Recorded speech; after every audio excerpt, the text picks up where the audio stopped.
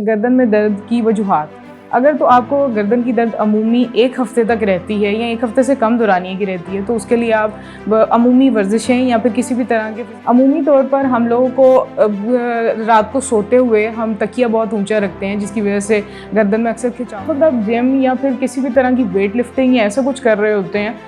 Body building या किसी भी तरह की वर्जिश जो कर रहे होते हैं, उसके लिए अगर आपका बॉडी पोस्चर मेंटेन। अस्सलाम वालेकुम, मेरा नाम डॉक्टर रबीरा बाबर है और मैं सर्विसेज हॉस्पिटल में ऑर्थोपेडिक फिजिकल थेरेपिस्ट के तौर पर इस वक्त काम कर रही हूँ। और मैं एक बार फिर से QAS हेल्थ चैनल के प्लेटफॉर्म से फिर से आपकी खिदमत में हाजिर हूँ। आज का मेरा उन्वान है गर्दन में दर्द की वजूहात। अक्सर औक़ात बहुत से मरीज़ों के मुझे मैसेजेस और कॉल्स आते हैं कि डॉक्टर साहब हमें सिर्फ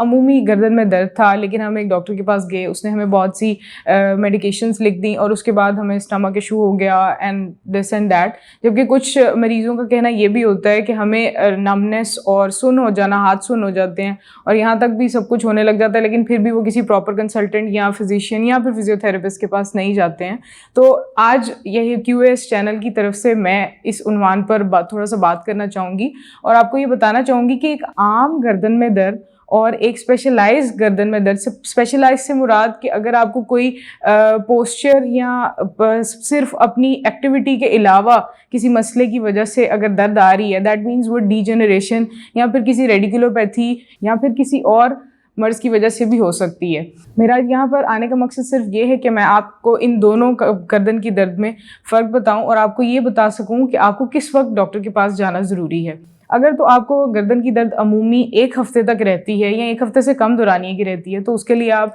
अमूमी वर्जिशें या फिर किसी भी तरह के फिज़िकल थेरेपिस्ट या किसी भी तरह की रेस्ट से आप उसको ठीक कर सकते हैं, या फिर अपनी एक्टिविटी या लाइफस्टाइल मॉडिफिकेशन की तरफ से आप उसको ठीक कर सकते हैं। लेकिन अगर आपको 1 हफ़्ते से ज़्यादा किसी भी किस्म का गर्दन दर्द रहता है, तो आपके लिए ज़रूरी है कि आप किसी कंसल्टेंट को या फिजिशियन को कंसल्ट करें, किसी भी ऑर्थोपेडिशियन या किसी भी न्यूरोसर्जन या जिस भी जो भी आपके करीबी और आपकी अप्रोच में है डॉक्टर, आप उसके पास जाएँ और आप अपनी गर्दन दर्द की वजह जान सकें। अमूमी तौर पर हम लोगों को रात को सोते हुए हम तकिया बहुत ऊंचा रखते हैं, जिसकी वजह से गर्दन में अक्सर खिंचाव रहता है। कुछ लोग टेंशन बहुत ज़्यादा लेते हैं और इसको बिल्कुल भी बॉदर नहीं करते हैं कि हम लोग परेशानी बहुत लेते हैं, डिप्रेशन है, टेंशन है, तो इसकी वजह से तो गर्दन दर्द नहीं हो सकता। लेकिन ऐसा बिल्कुल नहीं है। आपकी टेंशन और डिप्रेशन की वजह से भी आपके जो नेक मसल्स हैं, जितने भी पट्टे हैं गर्दन के इर्द गिर्द, वो भी खिंचाव और तनाव का शिकार होते हैं और उसकी वजह से भी आपकी गर्दन में दर्द रहती है। उसके अलावा कुछ लोगों को लगता है कि हम तो ऑलरेडी बहुत वर्जिशें करते हैं, हम जिम जाते हैं, हमारी फिटनेस ट्रेनिंग हो रही है और उसके बावजूद भी हम लोगों की गर्दन में दर्द क्यों आता है। अगर फिर हम फिजियोथेरेपिस्ट के पास क्यों जाएं? अगर हमें फिजियोथेरेपिस्ट ने भी वर्जिशें ही करवानी है, हम तो ऑलरेडी जिम या ऐसी एक्टिविटीज़ कर रहे हैं कि जिसके अंदर भी वर्जिशें होती हैं, उसमें उस दौरानिए में हम लोगों को ये ट्रेनिंग की, हमें इस बात की ट्रेनिंग होने की ज़रूरत है या अवेयरनेस होने की ज़रूरत है कि जिस वक्त आप जिम या फिर किसी भी तरह की वेट लिफ्टिंग या ऐसा कुछ कर रहे होते हैं,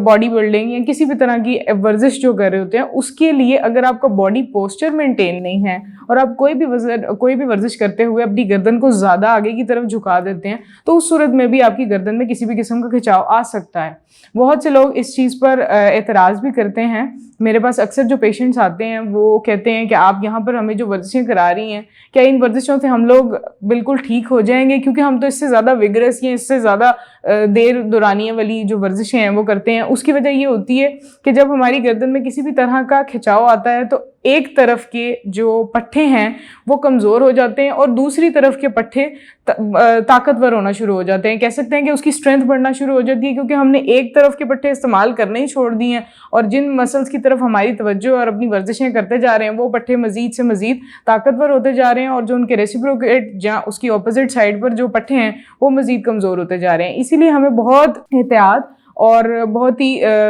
कस्टमाइज वे में अपनी जिम या फिर अपनी फिटनेस ट्रेनिंग करनी चाहिए, वहाँ पर जहाँ पर प्रॉपर फिजिकल थेरेपिस्ट या कोई प्रॉपर एजुकेटेड ट्रेनर जो सर्टिफाइड हो, उसकी निगरानी में अगर हम वर्जिशें करते हैं तो फिर तो बहुत अच्छा है। लेकिन अगर आपको लगता है कि अगर आप सिर्फ जिम जा रहे हैं और वहाँ पर अगर आप सिर्फ वर्जिशें कर रहे हैं तो आप उन वर्जिशों से ठीक हो जाएंगे, तो ऐसा भी मुमकिन नहीं है। सबसे पहले आपको ये पता होना चाहिए कि आपकी दर्द की नौइयत क्या है। अगर वो 1 हफ्ते से कम की है तो वो फिर सिर्फ आराम से या फिर कुछ एनाल्जेसिक से या फिर किसी भी तरह की हल्की फुल्की मसाज से भी वो ठीक हो सकता है। लेकिन अगर 1 हफ्ते से उसका दौरानिया ज़्यादा बढ़ जाता है तो उसके बाद आपको चाहिए कि आप किसी प्रॉपर कंसल्टेंट को, फिजिशियन को या फिजियोथेरेपिस्ट को कंसल्ट करें ताकि आपका डायग्नोसिस हो सके कि आपकी गर्दन दर्द की बेसिक वजह क्या है। अमूमी तौर पर कुछ चंद रिलैक्सेशन के लिए वर्जिशें होती हैं जो बताई जाती हैं, जिसकी पिक्चर भी अभी आपको शो कर दी जाएगी ताकि आपको थोड़ा सा आइडिया हो जाए कि कुछ वर्जिशें हैं जो हमें आइसोमेट्रिक्स कही जाती हैं, नेक आइसोमेट्रिक्स, वो बहुत इंपॉर्टेंट होती हैं। हम लोगों को ज़्यादा दौरानियाँ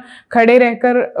काम करने में या फिर बैठकर हम काम करते हुए भी हमारी जो गर्दन है वो एक स्टैटिक पोस्चर में रहती है। अक्सर लोगों की फॉरवर्ड हेड पोस्चर्स हो जाते हैं, राउंडेड शोल्डर्स की वजह से उनका नेक्स्ट मसल्स में स्पैज़म आना शुरू हो जाता है। एक जगह टिक कर काम करने से, कभी कभी आपको अपने टीवी या फिर लैपटॉप पर बहुत देर बैठने से भी नेक स्पैज़म हो जाता है। इसके लिए मैं ये एडवाइस करूँगी कि आप जो भी वर्किंग डेस्क है आपका, उसका जो लेंथ है उसको कम से कम अपनी नेक के करीब रखें, ताकि अब इतना ऊंचा रखें कि आप बिल्कुल स्ट्रेट अपनी नेक को रख सकें, आपको अपनी गर्दन को झुकाना ना पड़े। ठीक है। उसके अलावा ये किया जा सकता है कि आप रात को सोते वक्त अपना तकिया मुनासिब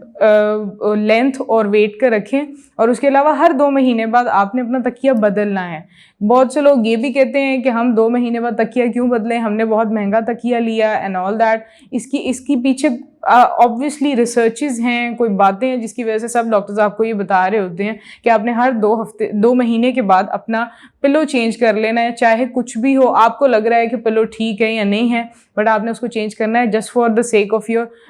नेक मसल्स। आपको अपने गर्दन के पट्टों को मेंटेन रखने के लिए, क्योंकि आपकी आम रूटीन में सबसे ज़्यादा जिस्म का जो इस्तेमाल में आने वाला हिस्सा है वो आपकी गर्दन है, और गर्दन के पट्टे सबसे ज़्यादा आपकी बॉडी या आपकी लाइफस्टाइल या हर किसी भी तरह के मसले से सबसे पहले ये 2 4 होते हैं। तो आपको इसकी मेंटेनेंस और इसकी एहतियात करना किसी भी तरह की विगरस एक्टिविटी से बहुत ज़रूरी है। उसके अलावा अगर आप कहीं झुकते हैं वर्जिश करते वक्त, तो आपको अपनी गर्दन को उस वक्त भी अच्छे पोस्चर में रखना, बेहतर पोस्चर में रखना बहुत ज़रूरी है। अक्सर लोगों की हाथों और हाथ सुन्न होने लग जाते हैं, उनको सुइयाँ चुभती हैं, बर्निंग सेंसेशंस आती है। उसकी वजह यह है कि हमारे मोरों के बीच में जब नस दब जाती है किसी भी तरह की कंप्रेशन की वजह से, तो उसके बाद हमारे हाथों में न्यूरोपैथिक